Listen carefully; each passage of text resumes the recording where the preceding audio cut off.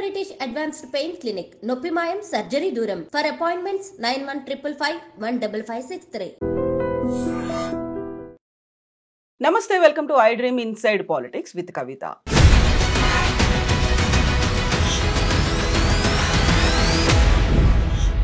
వరంగల్ ములుగు ఎపి సెంటర్గా 5.3 భూ ప్రకంపనలు నిన్న వచ్చాయి. దానికి ప్రధాన కారణం కాళేశ్వరం ప్రాజెక్టే అని భూగర్భ శాస్త్రవేత్తలు చెప్తున్నారు. కాళేశ్వరం ప్రాజెక్ట్ని అక్కడ కట్టడం వల్ల నీళ్లు భూమి పొరల్లోకి చొచ్చుకొని వెళ్ళాయి కాబట్టే భూ ప్రకంపనలు చోటు చేసుకున్నాయి. అక్కడున్నటువంటి భూమి ప్రాజెక్టులకి అనువైంది కాదు, అది మరోసారి రుజువైంది అంటూ భూశాస్త్రవేత్తలు చెప్తున్నారు. నిజంగానే భూ ప్రకంపనలకి కాళేశ్వరం ప్రాజెక్టే కారణమా? భూగర్భ జల నిపుణులు పొలిటికల్ అనలిస్ట్ వి ప్రకాష్ గారు మనతో పాటుగా ఉన్నారు. ప్రకాష్ గారు నమస్కారం. సో ముందు నుంచి కాళేశ్వరం ప్రాజెక్ట్ మీద బోల్డ్ అన్ని అనుమానాలు ఉన్నాయి. అది లయబుల్ కాదు అనేది, ఎక్కువ కాలం ఉండదు అనేది, ప్రధానంగా అక్కడ ఉన్నటువంటి భూసార పరీక్షలు జరపకుండానే అంత పెద్ద ప్రాజెక్ట్ కట్టారు, అది అనువైంది కాదు అనే మాట చెప్పారు. నిన్న భూకంపం వచ్చిన తర్వాత కూడా అది మరోసారి చెప్తున్నారు భూగర్భ శాస్త్రవేత్తలు. నిజమే అంటారా? అంటే నేను అనేది ఏంటంటే భూగర్భ శాస్త్రవేత్తలు ఒక బ్రాడ్ మైండ్తోని వాళ్ళ నాలెడ్జ్ని మొత్తం మీద సమగ్రంగా ఫోకస్ చేయాలి. పొలిటికల్లీ మోటివేటెడ్ భూగర్భ శాస్త్రవేత్తలు ఎవరన్నా ఉంటే వాళ్ళు పాక్షికంగా ఆలోచిస్తారు. భూకంపము ఒక ప్రకృతి వైపరీత్యం రావడానికి దాని కారణాలు చాలా ఉంటాయి. అంటే మనం ఇప్పుడు దాని గరిమ ఏదైతే సెంటర్ పాయింట్ ఏదైతే ఉన్నదో అది కరెక్ట్గా ఐలాపూర్లో ఉంది. మేడారానికి ఒక 12 కిలోమీటర్ల దూరంలో. ఈ ఐలాపూర్లో 40 కిలోమీటర్స్ కింద ఉంది. ఇప్పుడు వెదర్ జోన్ అని అంటాం. వెదర్ జోన్ అంటే టాప్ సాయిల్ ఉన్న ప్రాంతం. తర్వాత నెక్స్ట్ వచ్చేసి కొంచెం హార్డ్ సాయిల్ ఉంటుంది. తర్వాత ఇప్పుడు భూమిని మనం చూసినట్టయితే, భూమి గ్లోబుని చూసినట్టయితే, గ్లోబులో ఏదైతే ఒక 70 కిలోమీటర్స్ డెప్త్, 70 కిలోమీటర్ల డెప్త్, ఇప్పుడు 40 కిలోమీటర్ల దగ్గర భూ ప్రకంపనలు స్టార్ట్ అయ్యాయి. అక్కడ ఈ పాయింట్ ఉంది అని అన్నారు. అంటే భూకంపం అక్కడ నుంచి స్టార్ట్ అయింది అని అన్నారు. మొత్తము 70 కిలోమీటర్ల డెప్త్ ఉంటుంది భూమి. ఇది ఓన్లీ 1% భూమిలో. అంటే ఒక nature of soil. Top soil ఏదో 5-6 ఇంచులు ఉంటుంది. టాప్ సాయిల్ తర్వాత వచ్చేది హార్డ్ సాయిల్.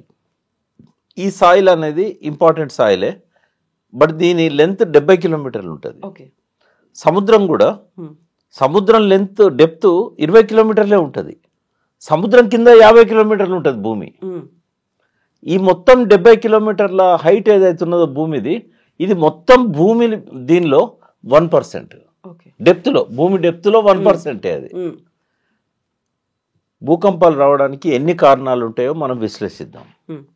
అంటే వాళ్ళలాగా నేను ఎక్స్పర్ట్ కాకపోయినా ఈ గతంలో జరిగిన భూకంపాలు కానీ వీటన్నిటిని స్టడీ చేసినప్పుడు నా విశ్లేషణకు అందేది నేను చెప్తాను. ఎవరైనా జియాలజిస్టులు, జాగ్రఫీ మీద అవగాహన వాళ్ళు, ఎర్త్ సైన్స్ సైంటిస్టులు, దే కెన్ కరెక్ట్ మీ. నేను ఓపెన్గా ఉంటానమ్మా, ఏదైనా నేర్చుకోవడానికి ఇబ్బంది లేదు. ఈ భూమి లోపల ఈ 70 కిలోమీటర్ల కింద 1400 నుంచి 1500 డిగ్రీల టెంపరేచర్ ఉంటుంది అక్కడ. ఈ లావాలు పెళ్ళుకి ప్రజ్వరిల్తాయి కదా, అగ్నిపర్వతాలు అక్కడి నుంచే వస్తాయి. అంటే లోపల టెంపరేచరు మనం 48 డిగ్రీల సెంటిగ్రేడ్ ఉంటేనే బయటికి రాకుండా ఇంట్లో ఏసీ వేసుకొని కూర్చుంటాం. రోడ్లు అన్నీ ఖాళీ ఉంటాయి. 1400 నుంచి 1500 డిగ్రీల టెంపరేచర్ ఉంటుంది. భూకంపానికి అది కూడా కారణం కావచ్చు కదా. పైన 40 కిలోమీటర్లు నిన్న వాళ్ళు చెప్పింది, కింద కేవలం 30 కిలోమీటర్లు. ఏది ఇంత టెంపరేచర్ ఉన్నది. గ్రాడ్యువల్గా అది తగ్గుకుంటూ వస్తుంది పైకి వచ్చిన కొద్దీ. అది కారణం కాదని చెప్పగలుగుతామా అంటే అంత వేడి ఉంది కాబట్టి డిస్టర్బ్ అయ్యే అవకాశాలు ఉంటాయి. నంబర్ 2, ఈ భూకంపము ఎక్కడైతే సెంటర్ పాయింట్ ఉందో దాని చుట్టుపక్కలనే కారణాలు వెతకద్దు. దాని ప్రకంపనలు ఎంత దూరం అయితే ఉంటాయో అంత దూరంలో కూడా దాన్ని ఇన్ఫ్లుయెన్స్ చేసే పరిస్థితులు ఉండొచ్చు, కాజెస్ ఉండొచ్చు. 200 నుంచి 300 కిలోమీటర్ల దూరం వరకు కూడా ప్రకంపనల ఫస్ట్ నాకు ఇన్ఫర్మేషన్ ఎట్లా వచ్చిందంటే 7/27కు ఇది జరిగింది. ఒక 2-3 నిమిషాలలో డిఫరెంట్ ప్లేసెస్లో వచ్చింది. మొత్తం ఒక 3 మినిట్స్లో ఎక్కడ వచ్చినా కూడా 2 సెకండ్సే వచ్చింది. 7:30కి నా సనీన్లా ఆయన రాజమండ్రిలో ఉన్నాడు డ్యూటీలో భాగంగా. అక్కడ ఆయన ఫోన్ చేస్తే అప్పుడు మేము టీవీ పెట్టాం. ఇంకప్పటికి టీవీలకు వార్త అందలే. మంచం మీద ఉన్నోడు హోటల్లో కదులుతా ఉంది రాజమండ్రిలో. తర్వాత ఒక 10 నిమిషాలకు నా సెక్రటరీ ఫోన్ చేసింది, సార్ ఏంది భూకంపం వచ్చింది, మా ఇంట్లో నేను మంచం ఊగింది. ఇంకప్పుడు లేవలేదు నిద్ర. ఎవరు ఆ నుండి దిల్సునగర్ నుంచి రాజమండ్రి నుంచి ఇమ్మీడియట్గా కాల్స్. ఇక్కడనేమో 7:30కి వచ్చింది. 7:31 అని అన్నది ఆమె. 7:30, 7:31. అంటే ఇంత ప్రాంతం ఉంది కదా హైదరాబాద్ నుంచి మొదలుపెట్టి. హైదరాబాద్లో చాలా మంది కూడా చెప్పారు మనకి. ఇక్కడి నుంచి మొదలుపెట్టి రాజమండ్రి దాకా జరిగిన డిస్ట్రక్షన్, ప్రకృతి వినాశనం, ప్రకృతి విధ్వంసం ఏదైనా కారణం కావచ్చు. ఇది ఒక్కటే కారణం అని చెప్పలేం. Number 1 Polavaram dam. ఈ పరిధిలోనే పోలవరం డ్యామ్ ఉంది. పోలవరం డ్యాంలో నిల్వ ఉన్నన్ని నీళ్లు ఇప్పటికి కూడా కన్స్ట్రక్షన్ అయ్యే టైంలో ఎక్కడ లేవు ఈ మొత్తం ప్రాజెక్టులలో. మల్లన్న సాగర్ 50 టీఎంసీలు కెపాసిటీ, బట్ లేదు. మల్లన్న సాగర్ ఏరియా కూడా భూకంపం జోన్లోనే ఉంది. అప్ టు మీకు ఆదిలాబాద్, నిజామాబాద్ బార్డర్ దాకా ఉంది ఈ ప్రకంపన. గడ్చిరోలి దాకా కూడా వెళ్ళింది. గడ్చిరోలి దాకా కూడా ఉన్నాయి.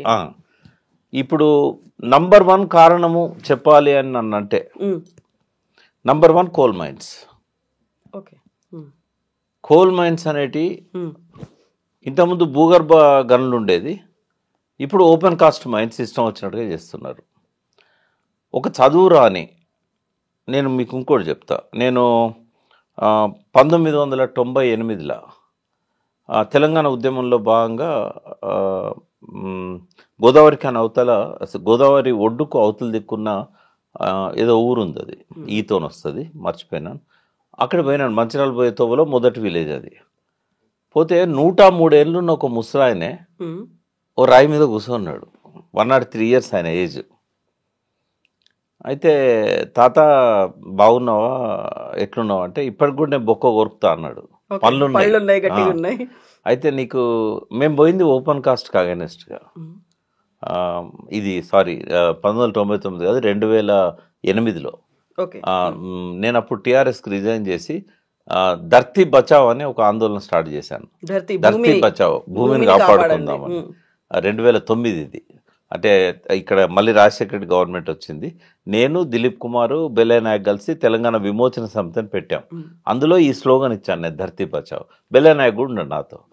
అయితే తాత మరి మేము ఇట్లా ఈ ఓపెన్ కాస్ట్లకు వ్యతిరేకంగా ఈ భూమిని కాపాడాలని వచ్చినాం, మా పేరే ధర్తీ బచావ్ అంటే, ఇంకేం కాపాడతారా, మొత్తం భూమిని అంతా బొర్రేలు చేస్తుంది, మొత్తం బొగ్గును తీసుకుపోయే పేరుతోని.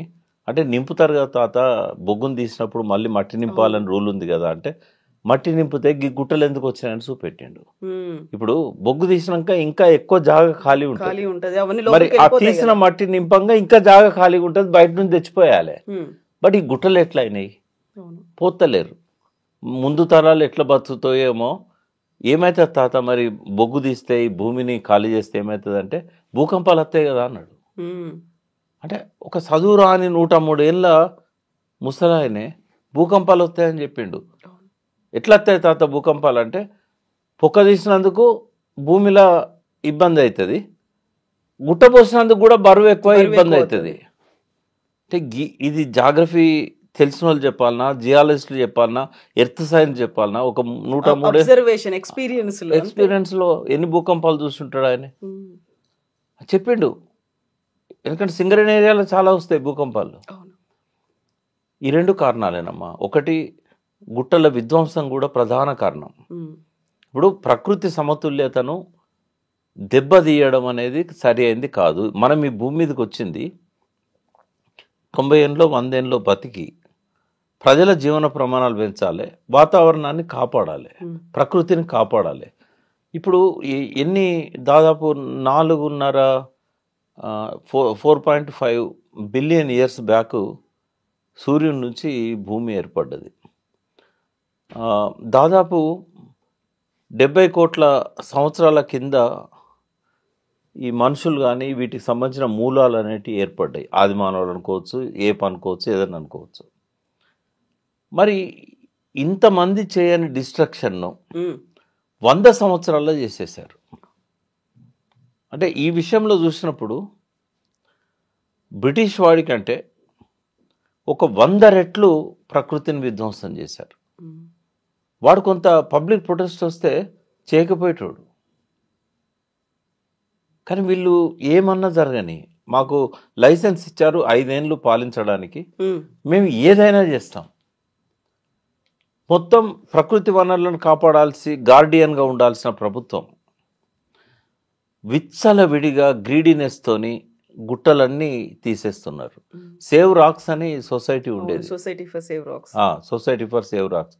వాళ్ళు పాపం చాలా కష్టపడ్డారు, చాలా దానికోసం తాపత్రయపడ్డారు. సేవ్ లేక్స్ అని ఇంకొక ఆర్గనైజేషన్, అర్బన్ లేక్స్ అని, సేవ్ నేచర్ అని, ఎన్ని రకాల రిటైర్డ్ పీపుల్ కానీ పర్యావరణవేత్తలు కానీ ఎంత చెప్పినా కూడా ఈ ప్రభుత్వాలకు అసలు చెవికెక్కదు. ఏ ప్రభుత్వం అన్నా కానివ్వండి. ప్రకృతి విధ్వంసంలో కేసీఆర్ గారి ప్రభుత్వ పాత్ర కూడా తక్కువేం లేదు.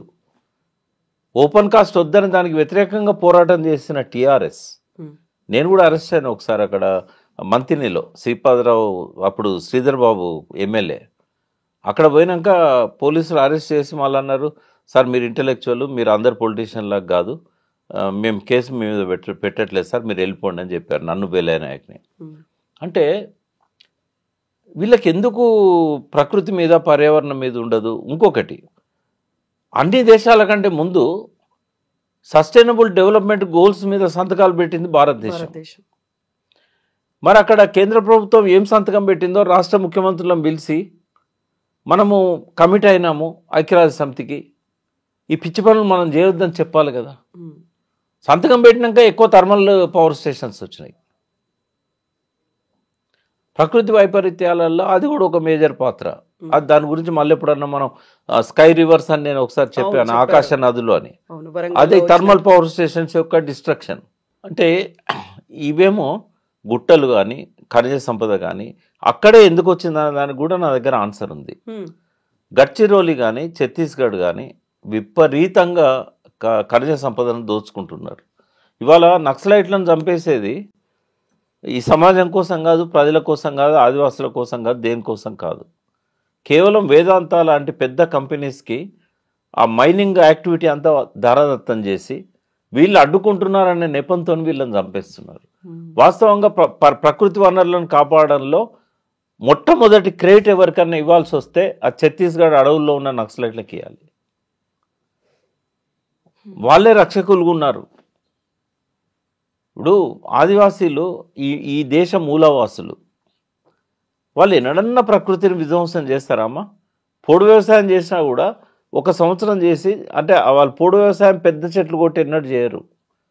ఈ మధ్య కాలంలో ఈ సిపిఐ పార్టీ, సిపిఎం పార్టీ అధికారంలో, కాంగ్రెస్ ఉన్నప్పుడు తెలుగుదేశం పార్టీ, తెలుగుదేశం అధికారంలో ఉన్నప్పుడు కాంగ్రెస్ పార్టీ గ్రీడీనెస్తోని పెద్ద పెద్ద చెట్లన్నీ నరికిచ్చేసి వ్యవసాయాలు గిరిజనులతో చేయించారు. ఈ ఏవైతే పెద్ద చెట్లు లేని ప్రాంతం ఉంటుందో దాన్ని అంతా గుట్టలు ఇట్లా వాలుగా ఉన్నాయి చదును చేసి అక్కడ ఒకసారి వ్యవసాయం చేశారంటే మళ్ళీ 3-4 ఏళ్ళ దాకా దాన్ని వదిలేస్తారు. ఆదివాసులు ఎన్నడూ కూడా చెట్లను నరకలేదు. వాస్తవంగా ఆదివాసులు ఈ స్మగ్లర్స్కు వ్యతిరేకంగా నిలబడ్డారు. చెట్లను కాపాడడానికి వాళ్ళు త్యాగాలు చేశారు, వాళ్ళని బదనాం చేస్తారు. వాళ్ళతో పాటు కలిసి ప్రకృతిని కాపాడడానికి ఉన్న నక్సలైట్లను వేదాంత మైనింగ్ కోసం కాల్చి చంపేస్తారు. ఎక్కడ మైనింగ్ యాక్టివిటీ ఉందో అక్కడనే పోలీస్ ఎన్కౌంటర్స్ ఎక్కువ ఉంటాయి, బూటకం ఎన్కౌంటర్లు. గడ్చిరోళ్ళు అదే కథ, ఛత్తీస్గఢ్ అదే కథ, సిరివంచల్ అదే కథ, గోదావరికి అవతలన ప్రాంతం అంతా కూడా అది ప్రకంపనలు వచ్చే స్థలంలోనే ఉన్నది. అయితే ఇప్పుడు మీరు గోదావరి అన్నారు, గోదావరి నది పరివాహక ప్రాంతంలో నీళ్ళు లాస్ట్కి వస్తాను నేను. ఈ కాళేశ్వరం ప్రాజెక్ట్ ని ఇలా కట్టడం వల్ల అక్కడ నీరు ఎక్కువగా నిల్వ ఉండడం వల్ల ఆ నీరంతా కూడా ఇంకి లోపల భూమి పొరల్లోకి చేరుకుంది అనే వాళ్ళకు అవగాహన లేక మాట్లాడుతున్నారు. నంబర్ 1 ఏంటంటే రేవంత్ రెడ్డి ముఖ్యమంత్రి అయిన తర్వాత ఎన్నడూ అక్కడ నీళ్ళని నిల్వ చేయలేదు. మనం మొత్తుకునేది కూడా అదే, మేడిగడ్డ రిపేర్ చేసి నీళ్ళని నిల్వ చేయమని చెప్పాం. ఆయనేమో దాన్ని వదిలేసిండు, తీసేసిండు కూడా గేట్లు కూడా. ఉమ్, ఈ వర్షాకాలం వచ్చిన ప్రతి చుక్క నీరు వెళ్ళిపోయింది కిందికి, ఎక్కడ కూడా ఆపలేదు. ఎక్కడ ఆగినాయి అంటే సమ్మక్క బ్యారేజ్ దగ్గర కొద్దిగా ఆగినాయి. ఉమ్, సమ్మక్క బ్యారేజ్ ఇంకా ఇనాగరేట్ కాలేదు. అది దీనికి 20-25 కిలోమీటర్ల కింద ఉంటుంది, ఇది కాళేశ్వరం మేడిగడ్డకు. ఇంకోటి ఏంటంటే అన్నారం బ్యారేజ్ ఉంది, ఉమ్, అక్కడ నీళ్ళు ఆపలే. సుందిల్ల బ్యారేజ్ ఉంది, అక్కడ నీళ్ళు ఆపలేదు. మేడిగడ్డలో అస్సలే చుక్క నీరు ఆపలేదు. ఉమ్, ఆపనప్పుడు ఎట్లా వస్తుంది, అది కారణం ఎట్లయితుంది? నంబర్ 1. నంబర్ 2 ఏంటంటే ఆగిన నీళ్ళు ఏమన్నా కొద్దిగా ఒక 5-4 టీఎంసీలు ఉంటే అవి సమ్మక్క బ్యారేజ్ దగ్గర ఆగినాయి. ఇంకోటి, గోదావరిలో ఈ బ్యారేజీలు అన్నీ కూడా ఉమ్, ఫ్లడ్ లెవెల్కు తక్కువ కట్టారు. ఫ్లడ్ లెవెల్కు ఇంకా అంటే మ్యాక్సిమం ఫ్లడ్ లెవెల్కి తక్కువగా ఉన్నాయి. ఈ మ్యాక్సిమం ఫ్లడ్ లెవెల్కి తక్కువ ఉన్నాయంటే అర్థమైంది, వర్షాకాలము దాదాపు 3-4 నెలలు ఆ లెవెల్లో గోదావరిలో నీళ్లు పోతూనే ఉంటాయి. ఉమ్, ఇప్పటి నుంచి కాదు, కోట్ల సంవత్సరాల నుంచి పోయినాయి. మరి భూమి పొరలలో అప్పటి నుంచి పోతూనే ఉన్నాయి కదా, మరి అప్పుడు ఎందుకు రాలేదు భూకంపాలు అప్పుడు? ఒకటి.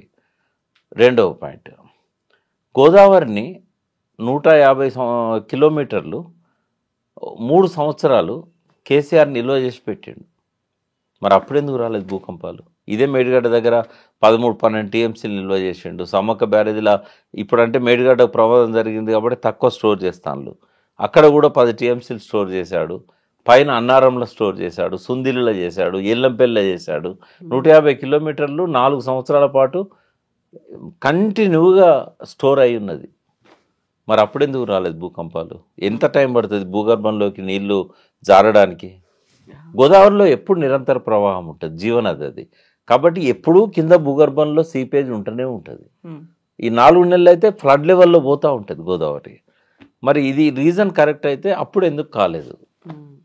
ఒక్కటైతే నేను ఒప్పుకుంటా భూగర్భ శాస్త్రవేత్తలతో, భారీ డ్యామ్లు అనేది భూకంపాలకు కారణాలు, మేజర్ రీజన్స్. కానీ భారీ డ్యామ్లు ఏవి లేవు. మల్లన్న సాగర్ నిండా 50 టీఎంసీలు నింపి సిద్దిపేట జిల్లాలో చుట్టుపక్కల భూకంపం వచ్చి ఉంటే ఖచ్చితంగా మల్లన్న సాగరే కారణమని నేను చెప్పగలుగుతా. మల్లన్న సాగర్ 50 టీఎంసీలకు నింపడం అనేది తెలంగాణ అవసరం అని చెప్పి కేసీఆర్ భావించారు.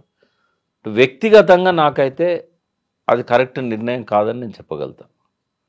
ఎందుకంటే తెలంగాణ నడిగడ్డన 50 టీఎంసీలు పెట్టడం అనేది భవిష్యత్తులో భూకంపాలకు అది కారణమవుతుంది, నిజంగానే 50 టీఎంసీలు స్టోర్ చేసినట్టయితే. సెకండ్ పాయింట్ ఏంటంటే ఆయన ఎందుకు పెట్టాడు, ఆయనకు కూడా తెలుసు కదా. 2 కారణాలతో పెట్టాడు. ఒకటి, అంత హైట్లో అది సెంటర్ పాయింట్ అవుతుంది తెలంగాణకి. అంత హైట్లో నీళ్లుంటే గ్రావిటీ ద్వారా తెలంగాణలో ఎక్కడికైనా ఇవ్వచ్చు. మెయిన్గా సింగూరుకి ఇవ్వాలనేది ఆయన సంకల్పం, అప్పర్ మానే డ్యామ్కి ఇవ్వాలి, నిజాం సాగర్కి ఇవ్వాలి. కాబట్టి అంత హైట్ ఉంటే తప్ప ఇవ్వలేను అనేది, నల్గొండకి ఇవ్వాలి. అది మంచి రీజన్. రెండవది ఏంటంటే ఆయన కాంప్రమైజ్ అయింది ఎక్కడ అంటే, సెస్మలాజికల్ స్టడీస్ చేసినప్పుడు తెలంగాణ 2-3 జోన్లోనే ఉంది. అది సెకండ్లో వస్తుంది. అది సెకండ్లో భూకంపాలు చాలా చాలా చాలా తక్కువ. ఫస్ట్ అయితే కంప్లీట్ సేఫ్ జోన్, ట్రెమర్స్ వచ్చినా కూడా మనకు తెలియదు. సెకండ్లో కూడా అట్లే ఉంటుంది. కాబట్టి మల్లన్న సాగర్ ద్వారా భూకంపాలు వచ్చే ప్రమాదం ఉన్నా కూడా ఈ సెస్మిక్ జోన్లో సెకండ్లో ఉంది కాబట్టి ఏం కాదనుకున్నాడు ఆయన. ఇప్పుడు మనకు వచ్చింది థర్డ్, మన దగ్గర ఫస్ట్ లేదు, ఫోర్త్ లేదు, ఫిఫ్త్ లేదు, థర్డ్లో ఇప్పుడు భూకంపం వచ్చింది. హైదరాబాద్ కూడా సెకండ్లోనే ఉంది. కాబట్టి ఎప్పుడు ఫ్రీక్వెంట్గా భూకంపాలు వచ్చే ప్లేస్ కాదు తెలంగాణ. 4th, 5th అంటే మనం ఫ్రీక్వెంట్గా భూకంపాలు వస్తాయని చెప్పొచ్చు. ఎక్కువ అవి నార్త్ ఈస్ట్లో ఉంటాయి, మనకి ఇక్కడ తక్కువగా. అంటే భూమి కూడా ఏమైద్దమ్మా, మిలియన్స్ ఆఫ్ ఇయర్స్లో అటు నార్త్ నుంచి, ఇటు సౌత్ నుంచి, ఇటు ఈస్ట్ నుంచి, అటు వెస్ట్ నుంచి ఇట్లా దగ్గరకు వస్తూ ఉంటుంది రకరకాల కారణాల వల్ల. అది ఎర్త్ సైన్స్ సైంటిస్టులు చెప్తారు. ఇట్లా దగ్గరికి రావడం వల్లనే హిమాలయాస్ కానీ, గుట్టలు కానీ ఇవన్నీ కూడా ఏర్పడ్డాయి. హిమాలయాస్ అంత ఎవరెస్ట్ శిఖరము అంత ఎత్తు ఎట్లా ఏర్పడ్డది? ఒకప్పుడు అది కూడా ఏది నిందాక చెప్పాను కదా, 4.5 బిలియన్ 450 కోట్ల సంవత్సరాల కింద హిమాలయాస్, ఎవరెస్ట్ కూడా చదనుగానే ఉంది. అయితే ప్రతి సంవత్సరము ఒక 0.01%, 0.02% భూమి ఏమైతే ఉంటుందంటే రెండు వైపుల నుంచి ఇట్లా ఒత్తుకొని వస్తుంటుంది. వచ్చినప్పుడు ఏమవుతుందంటే గుట్టలు లేస్తూ ఉంటాయి. మధ్యలో ఉన్న ప్రాంతం మధ్యలో ప్లేట్స్ కూడా వాటికి ప్లేట్స్ ఏవైతే ఉంటాయో ఇవి ఇట్లా ఒత్తిడి గురై పైకి వస్తూ ఉంటాయి. ఇట్లా ఏర్పడే adjustments అనేవి ఉంటాయి. మన లైఫ్ టైంలో మనము వాటిని మెజర్ చేయగలిగితే హార్డ్లీ 0.01% 2% చూడగలుగుతాం. అంటే ఒక పక్కన కరిగిపోతూ ఉంటుంది టెంపరేచర్కి, ఇంకో పక్కన పెరుగుతూ ఉంటాయి. సో గుట్టలన్నీ ఏర్పడ్డాయి కూడా అదే పద్ధతిలో ఏర్పడ్డాయి. కాబట్టి ప్రకృతిని మనం ఉన్నట్టుగా కాపాడగలిగితే ఈ ప్రమాదాలు రావు. ఇప్పుడు అందుకే ఆ నార్త్ ఈస్టర్న్ స్టేట్లలో ఎక్కువ భూకంపాలు వస్తూ ఉంటాయి, డిస్టర్బ్ అవుతూ ఉంటుంది. ఎందుకంటే ఎప్పుడూ అసమతుల్యత ఉంటుంది, అక్కడ మంచు కరిగి నీరు అవుతూ ఉంటుంది టెంపరేచర్ ఎక్కువైనా కొద్దీ. ఈ మధ్య హైడల్ ప్రాజెక్టులు కట్టడం వల్ల కూడా దానివల్ల కూడా ఎక్కువ భూకంపాలు అక్కడ వస్తున్నాయి. అయితే డ్యామ్స్ కట్టడం వల్ల భూకంపాలు వస్తాయని చెప్పడానికి ఒక మంచి ఉదాహరణ ఏంటంటే మహాబలేశ్వరంలో దగ్గర స్టార్ట్ అయిన కృష్ణా నది, దాంతోపాటు స్టార్ట్ అయిన అనేక వాగులు వంకలు నదులుగా ఫామ్ అయ్యి కోయినా నది అనేది ఏర్పడ్డది. ఈ కోయినా నది ఈ వెస్టర్న్ ఘాట్స్లోనే పుడుతుంది. అది కొంచెం కిందికి వచ్చిన తర్వాత కోయినా డ్యామ్ కట్టారు. కోయినా డ్యామ్లో నీళ్లు రిలీజ్ చేస్తే కృష్ణా నదిలోకి వస్తాయి. సాంగ్లీ జిల్లా, మహారాష్ట్ర. నేను పోయినాను, నాతో పాటు మన శ్యాంప్రసాద్ రెడ్డి గారు, చంద్రమౌళి గారు, రిటైర్డ్ ఇంజనీర్స్ అసోసియేషన్ ప్రెసిడెంట్ సెక్రటరీలు వాళ్ళని కూడా తీసుకొని పోయినా. అప్పుడు నేను చైర్మన్ ఉన్నా కాబట్టి మహారాష్ట్ర గవర్నమెంట్ వెల్కమ్ చేసింది, చీఫ్ ఇంజనీర్ని పంపింది ఎక్స్ప్లెయిన్ చేయడానికి. మా మెయిన్ ఇంటెన్షన్ ఏముండే అంటే ఆ నీళ్లు అరేబియా సముద్రంలోకి వదిలేసే బదులు అవి సముద్రంలో పోతున్నాయి, ఒక చుక్క కూడా వ్యవసాయానికి పనికొస్తలేవు అడదిక్కు.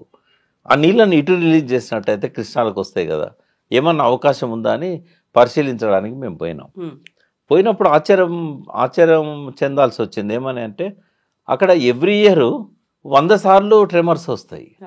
అన్నోటిస్డ్ గానా గుర్తుపట్టేట్టుగా ఉంటాయి. అక్కడ ఎక్విప్మెంట్ అంతా పెట్టారు. అప్పుడు ఆ సైంటిస్ట్ మన తెలంగాణ సంబంధించిన అతనే ఉండే, మేము పోయినప్పుడు రిటైర్ అయ్యాడు. బట్ ఆయన ఏం చేశాడంటే డ్యామ్ కట్టిన కొత్తలోనే సంవత్సరానికి ఒక 50 సార్లు 100 సార్లు ట్రెమర్స్ వచ్చినాయి. డ్యామ్ కూలిపోయేంత రాలేదు. అయితే అక్కడ పర్మనెంట్ ఎక్విప్మెంట్ పెట్టారు ఈ సెస్మలాజికల్ స్టడీస్ చేయడానికి. రెక్టర్ స్కేల్ మీద ఎంత వస్తూ ఉంది, డ్యామ్కి ఏమన్నా ప్రమాదం ఉంటుందా అంటే కోయినా డ్యామ్ అనేది ఒక బెస్ట్ ఎగ్జాంపుల్. ఇండియా మొత్తానికి కూడా అదొక హెచ్చరిక చేసింది. ఆ చిన్న డ్యామే, నాట్ ఈవెన్ మలన సాగర్ అంత పెద్దది కూడా కాదు అది. డ్యామ్స్ కట్టడం వల్ల భూకంపాలు వస్తాయి అనేది అందరికీ అదే పాఠం నేర్పింది.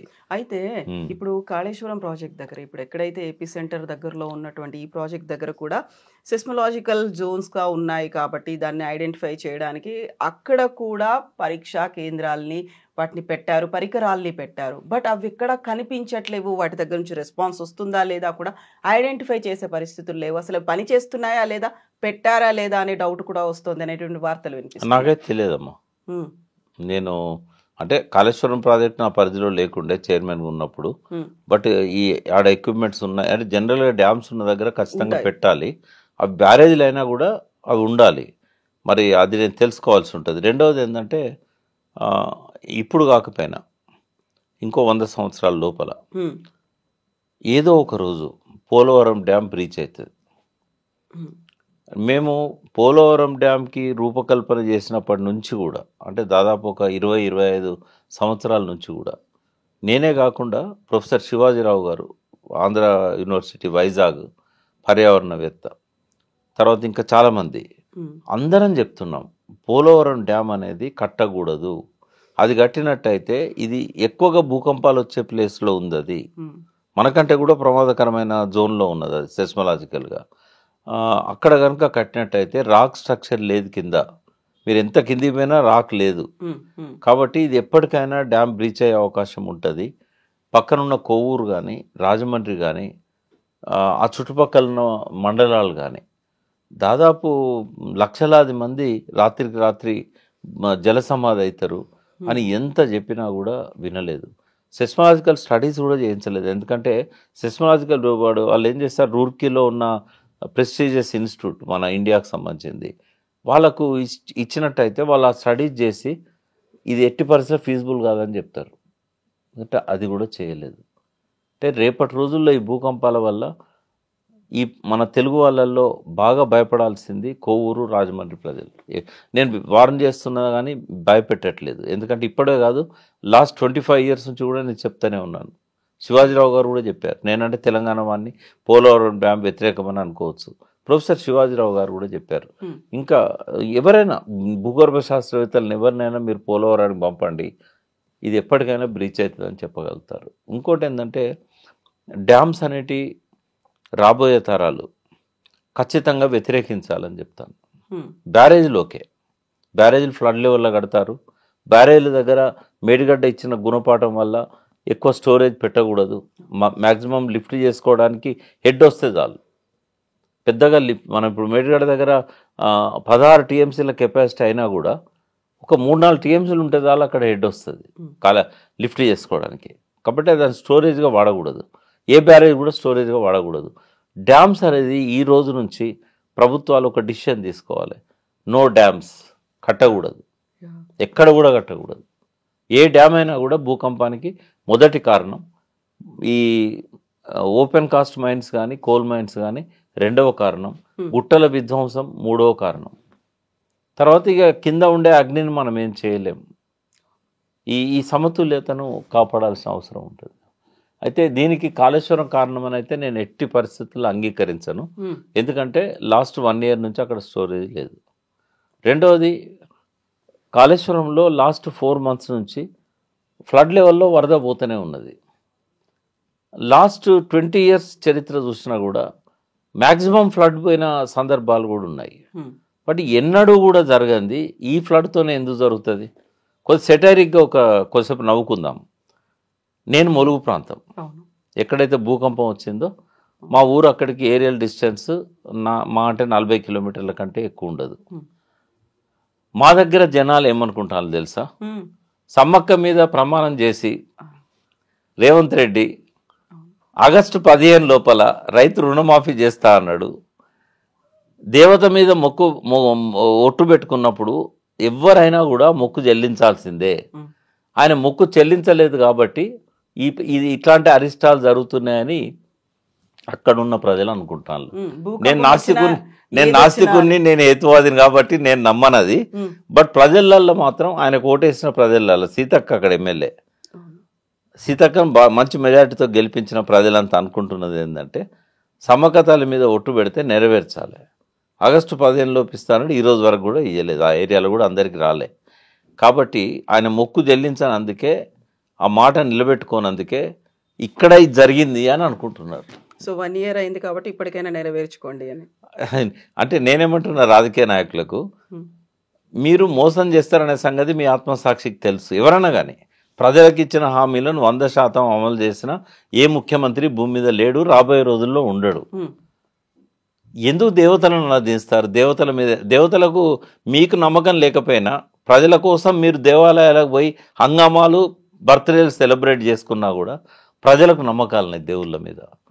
ప్రజలు కొలిచే దేవుళ్ళ మీద ఒట్టు పెట్టుకున్నప్పుడు 100% అమలు చేయండి, లేకుంటే ఒట్లు పెట్టుకోకండి. ఇటువంటి అనార్థాలు జరిగినప్పుడు మీరే కారణమని ప్రజలు భావిస్తారు. నేను అనుకోవట్లేదు రేవంత్ రెడ్డి కారణం భూకంపానికని, కానీ ప్రజలు అనుకుంటున్నారు. సో ప్రకాష్ గారు, ఇప్పుడు మనం డ్యామ్ల గురించి, ప్రాజెక్టుల గురించి, మైన్స్ గురించి మాట్లాడుకున్నప్పుడు హైదరాబాద్ సెస్మిక్ జోన్ 2లో ఉన్నప్పటికి కూడా హై రైజ్ బిల్డింగ్స్ కడుతున్నారు. ఇక్కడ 50 అంతస్తులు, 100 అంతస్తులు ఇవన్నీ కడుతున్నప్పుడు స్టెబిలిటీ అనేది ఉంటుందా లేదా? స్ట్రక్చరల్ స్టెబిలిటీ అనేది వాళ్ళు సాయిల్ టెస్ట్లు చేస్తున్నారా, సర్టిఫికెట్లు తీసుకుంటున్నారా లేదా? ఈ భూకంపం నిన్న చాలా ప్లేసుల్లో హైదరాబాద్లో కూడా వాళ్ళు ఫీల్ అయినప్పుడు ఎలా ఉంటుంది భవిష్యత్ అనేది? మా అమ్మాయి గురుగాంలో ఉన్నప్పుడు 22nd floorలోనే ఉండేది. అక్కడ భూకంపం వచ్చింది. ఇది 7-8 years బ్యాక్, 2016 15లో వచ్చినప్పుడు చిన్న పిల్లోడిని భుజం మీద వేసుకొని 20 అంతస్తులు మెట్లు దిగాల్సి వచ్చింది. అంత భయకంపితులు అయిపోయింది. అంతా ఆ తొక్కిసలాట కూడా జరిగింది. అంటే ప్రజల్లో ఒక అవేర్నెస్ క్రియేట్ చేయాల్సిన అవసరం ఉంది భూకంపాలకు. ఫస్ట్ భూకంపాల వల్ల, అంటే ఇప్పుడు ఒకసారి తీసుకుంటే రెక్టర్ స్కేల్ 1 నుంచి 10 ఉంటుంది. మ్యాక్సిమం ఇప్పటిదాకా ప్రపంచంలో రికార్డ్ అయింది 9.5 రెక్టర్ స్కేల్. అది యూరోపియన్లో ఒక చిన్న దేశంలో వచ్చింది. మొత్తం సర్వనాశనం అయిపోయింది ఆ 9.5కే. తర్వాత సెకండ్ 9 వచ్చింది జపాన్లో వచ్చింది. జపాన్లో వచ్చినప్పుడు 16,000 మంది చనిపోయారు. తర్వాత ఇండోనేషియాలో ఎప్పటికి వస్తుంటాయి, ఎవ్రీ ఇయర్ వస్తుంటాయి. అయితే వాళ్ళు ఏం చేస్తున్నారంటే భూకంపాలు ఎక్కువ వచ్చే 7, 6, 8 ఈ రేంజ్లో వచ్చే దేశాలన్నీ కూడా ఆ సిస్మిక్ దాన్ని తట్టుకోగలిగే విధంగా అక్కడ టెక్నాలజీని డెవలప్ చేసి అక్కడ ఇల్లు కట్టుకున్నారు. కన్స్ట్రక్షన్ కూడా అలాగే రాత్రి భూకంపం వచ్చి కూలిపోయినా కూడా వాళ్ళకు చిన్న చిన్న ఊండ్స్ అయితే తప్ప చనిపోయేంత ఆ పైన కట్టే స్ట్రక్చర్స్ తీవ్ర స్థాయిలో నష్టం ఉండదు. కాబట్టి అక్కడ వాళ్ళు చేస్తున్నారు. కానీ మన దగ్గర అంత జాగ్రత్త లేదమ్మా. ఇక్కడ ఎట్లుందంటే టౌన్ ప్లానింగ్ ఆఫీసర్ కానీ జిహెచ్ఎంసీ ఆఫీసర్స్ కానీ 100కి 90 మంది డబ్బులు ఇస్తే సంతకం పెడతారు, ఆడ ఏం చేశారనేది కూడా చూడరు. కాబట్టి మేనేజ్ చేస్తారు బిల్డర్స్. ఇక్కడ ఈ భూకంపాలు వచ్చినప్పుడు మన దగ్గర మాత్రం హైదరాబాద్లో 20 years బ్యాక్ చిన్నగా వచ్చింది, ఇప్పుడు కూడా అంతే వచ్చింది. ఒకవేళ ఇది 6.5కి పోయింది అనుకుందాం, లేదా 7కి పోయింది అనుకుందాం. ఫస్ట్ ప్రమాదం బంగ్లాలకు కాదు, ఈ గ్రౌండ్ ఫ్లోరు, ఫస్ట్ ఫ్లోరు. ఎందుకంటే వీళ్ళు డెప్త్లోకి పునాది వేయరు. మా అంటే 4 feet 5 feet పిల్లర్ వేస్తారు. చాలామంది పిల్లర్స్ వేయకుండానే బేస్మెంట్ తీసి కడతారు. భవిష్యత్తులో 3-4 అంతస్తులు వేసుకోవాలనుకునే వాళ్ళు పిల్లర్స్ వేస్తారు. వీటికి మొట్టమొదటి ప్రమాదం అమ్మా. చాలామంది ఏమనుకుంటారంటే 50 అంతస్తులు మొదలు కూలిపోతాయి అనుకుంటారు. హైరైజ్ బిల్డింగ్కి అడ్వాంటేజ్ ఏంటంటే ఒకటేమో వాళ్ళు కనీసం ఒక 20-25 feet లోపలికి వెళ్తారు. రెండవది మామూలు ఇల్లు కట్టుకుంటాడు 4 పిల్లర్లు లేదా 6 పిల్లర్లు లేదా మ్యాక్సిమం 8 పిల్లర్లు వేస్తాడు. ఇది కొన్ని వందల పిల్లర్స్ ఉంటాయి. ఇప్పుడు ఏ కమ్యూనిటీలో చూడండి మీరు, ఒక 30-40 అంతస్తుల బిల్డింగ్ ఉందంటే అందులో ఒక 1000 ఫ్లాట్లు ఉంటున్నాయి. అంటే దాదాపు ఒక ఎకరం విస్తీర్ణంలో పిల్లర్స్ ఉంటాయి. భూకంపం వచ్చినప్పుడు సన్నగా ఎక్కడనో ఒక దగ్గర ట్రెమర్ వస్తుంది, మిగతా పిల్లర్స్ అన్నీ పటిష్టంగా ఉంటాయి. కాబట్టి బిల్డింగ్ కూలిపోవడము, మా అంటే కిచెన్లో వస్తువులు కింద పడతాయి కావచ్చు, లేదా మంచం కొంచెం అదిలినట్టు అవుతుంది కావచ్చు, టీవీ మీద పెట్టిన ఫోటో ఫ్రేమ్ కింద పడుతుంది కావచ్చు, అంతకుమించి ప్రమాదం జరగదు. ఎప్పుడు వీటికి డేంజర్ వస్తుందంటే 6.7, 6.8 నుంచి 7.5 ఆ రేంజ్లో ఉన్నప్పుడు మాత్రం ప్రమాదం వస్తుంది. సెకండ్, ఈ టెక్నాలజీని మన అపార్ట్మెంట్స్లలో కూడా వాడుతున్నారు. సెస్మలాజికల్గా ట్రెమర్స్ వచ్చినప్పుడు తట్టుకునే విధంగా మంచి కంపెనీస్ కట్టే అపార్ట్మెంట్స్ అన్నీ కూడా బ్రాండెడ్ కంపెనీస్ వాళ్ళు అది ఖచ్చితంగా వాడుతున్నారు, భూకంపాన్ని తట్టుకునే విధంగా ఉండేటట్టు భవిష్యత్తులో. బట్ వాటి ఎంతకాలం అది ప్రొటెక్ట్ చేస్తుంది ఆ బిల్డింగ్ను, అది కూడా రస్ట్ వచ్చేసి ఏమన్నా స్ప్రింగ్స్ అని వాళ్ళు ఏం టెక్నాలజీ వాడుతున్నారో అది మన ఎర్త్ సైన్స్ సైంటిస్టులు చెప్పాలి. ఒకటైతే భూగర్భ శాస్త్రవేత్తల అప్రూవల్ లేకుండా దేనికి కూడా పర్మిషన్ ఇవ్వకూడదు. అంటే ఏ లెవెల్లో వాళ్ళు అప్రూవ్ చేయాలంటే జస్ట్ వాళ్ళు పిల్లర్స్ వేసేటప్పుడు ఈ జాగ్రత్తలు తీసుకుంటానులా లేదా, అదేమన్నా ఉందో లేదో ఈ అపార్ట్మెంట్స్ కన్స్ట్రక్షన్ల పర్మిషన్ కోసం, కానీ లేకున్నా పెట్టాలి. అంటే ఇవాళ ట్రెమర్స్ 5.3 రావచ్చు, 20 ఏళ్ళ నుంచి రాకపోవచ్చు, కానీ హైదరాబాద్ చుట్టూ గుట్టల విధ్వంసం విపరీతంగా జరిగింది. జలాశయాలు కబ్జా పెట్టడం మన మీద చూసాం. 875 ఉండాల్సిన కాడ 185 ఉన్నాయి. ఆ 185 కూడా 3వ వంతుకు పడిపోయినాయి. ప్రభుత్వాలు ఎవరైనా కానీ నేను వాళ్ళను వ్యక్తిగతంగా బ్లేమ్ చేయదలుచుకోలేదు. బట్ ఇప్పటి నుంచి అయినా రాబోయే 100 సంవత్సరాల్లో వచ్చే భూకంపాలను దృష్టిలో పెట్టుకొని ఇవన్నీ చేసినట్టయితే ఈ అపార్ట్మెంట్ల కొన్న వాళ్లకు ప్రశాంతంగా నిద్రపోతారమ్మా. చేయాల్సిన అవసరం అవుతుంది. Thank you so much Prakash గారు.